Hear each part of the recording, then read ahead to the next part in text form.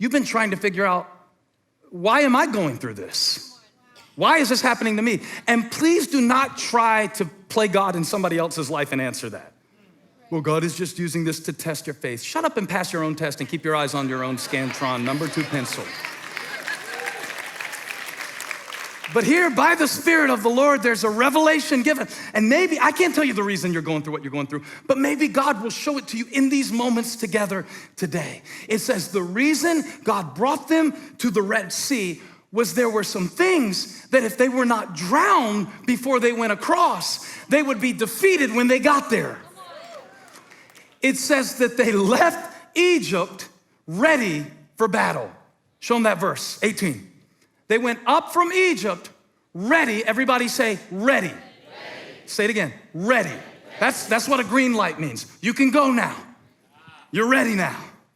And sometimes we think it's ready, and God gives you a red light instead of a ready light. And you're like, God, I'm ready. I'm ready for this. I'm ready for something better. I'm ready for more. I'm ready. God, I want more influence. Are you ready for more responsibility? Really ready? Are you ready to be the one who has to put up with all the crap as you're praying about a bigger income? Because that's what happens. Only God knows when we're really ready. They were ready for battle, dressed for it, but not ready for it. Dressed for it, but not ready for it. God said if they face the Philistines right now, they'll get killed. And he was proven correct. Guess what? God was right. When they saw the Canaanites, when they finally got in the promised land after they crossed through the Red Sea, they wouldn't fight. They weren't ready. They were dressed like they were ready. They were looking like they were ready. They were posting that they were ready. They were hashtagging like they were ready, but they weren't really ready. Only God knows when you're really ready. Y'all know how y'all shouted over the green light at the Red Sea? I wonder would you shout, put up the other one. I wonder would you shout over this one.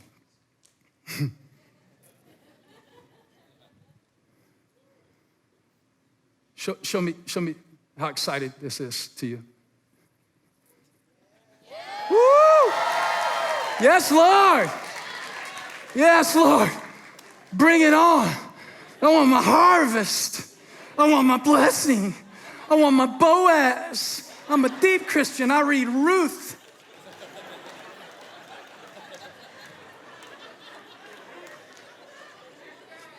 But if you ever ask God for a king and then you got Saul, you will start shouting over here. I know it's not natural, but do it real quick. You will start shouting over here.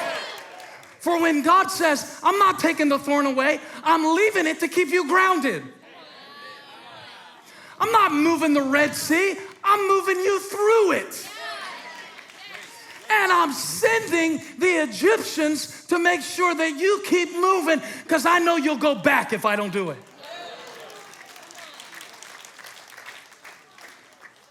Lord, when they listen to this message, please help them not to pervert the spirit of what I'm saying, because some of them will say that God is telling them they have a green light to walk away from something you called them to. And I don't want them to abuse my message and compare things to Egypt that are really the things that you've called them to stick out. So please, Lord, help that message not to be misinterpreted. In Jesus' name, amen. Now that I got that out of the way, you have to thank God for this. What does this mean? Y'all must have had a South Carolina driver's test. I said, what does this mean? The most basic thing in the world. And then let's don't even talk about. What does that mean? Yeah, speed up. I know how you are. I see you driving around. But take it down, take it down. This is not driver's ed class. This is church meeting. So, how many of you have your driver's license? Right. So you did it. You didn't shout when I asked that.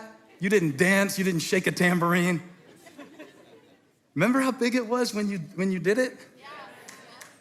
Remember when you were excited about that, Olivia, and you were shouting and singing about your driver's license, and it was a big deal? And see, remember, I only can preach of what I live. And so having a kid who just got the driver's license, we started telling all the old stories. We went around the table, had some family over Labor Day, and everybody saying, well, when I got my driver's license and when I got mine, and this is the rules when I got mine, this is the first wreck I got into, and this is the mailbox I crushed, and this is how I almost died. Isn't that funny? And Holly has this awful story about how when her older sister got her driver's license, they drove and they thought that the traffic lights were facing the wrong way in Miami, Florida, because they had just had their contacts, or what was it, your eye, you went to the eye, dilated. And so she's driving and she goes, these traffic lights are going the wrong way. No, you are. They're driving the wrong way. It's the traffic lights' fault. You'll notice how we want to blame stuff like, oh God, where are you? Where are you? He told you, put the things back up. He told you, put them up, put them up, put them up, put them up. He told you, but you ran it. You ran it. So,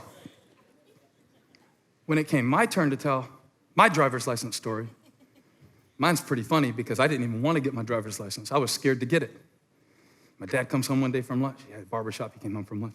He goes, come on, we're going to get your driver's license. We're going to take the test. And we got in his Jimmy.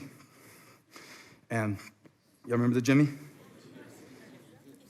We got in his Jimmy. And when the woman came out, when I came to back out of the parking lot, the car cut off. She's sitting next to me, and she said, you have 2 more attempts to start your engine. After that, this test will be terminated. And sure enough, I put it in reverse again. It cuts off 3 times. 3 strikes, you're out. She says, this test is over. We will now go back into the office. My dad, now you got to think this is low country South Carolina, 173-degree heat in the middle of July. My dad's a big dude. He's running across the parking lot like the father running to the prodigal, you know what I'm saying? And he goes, you have to know my dad, he's in heaven now, but you have to really know him to get this story, how funny it is. He goes, ma'am, he's short on breath. The whole thing is very dramatic. He goes, ma'am, I'm so sorry. It's not his fault. I didn't prepare him. I didn't tell him. This old car, ma'am, when you put it in reverse with the air conditioning on, it cuts off. You have to cut off the air conditioning to mix. How many of y'all had some cars before? How many of y'all first car wasn't a BMW? How many of y'all first car wasn't a G-Wagon? I preached to some swanky people, but this car, he said, I didn't tell him, you got to turn the air conditioning off before you back it up or it cuts off. Please, ma'am, please don't fail him. It's my fault, ma'am. It's my fault. He's on the cross like Jesus, atoning for my sins. It's my fault. I didn't tell him how to back up. I didn't tell him how to back up because every time I put it in reverse, it didn't work. And she said, I'll give you one more chance. And when I turned off the air conditioning,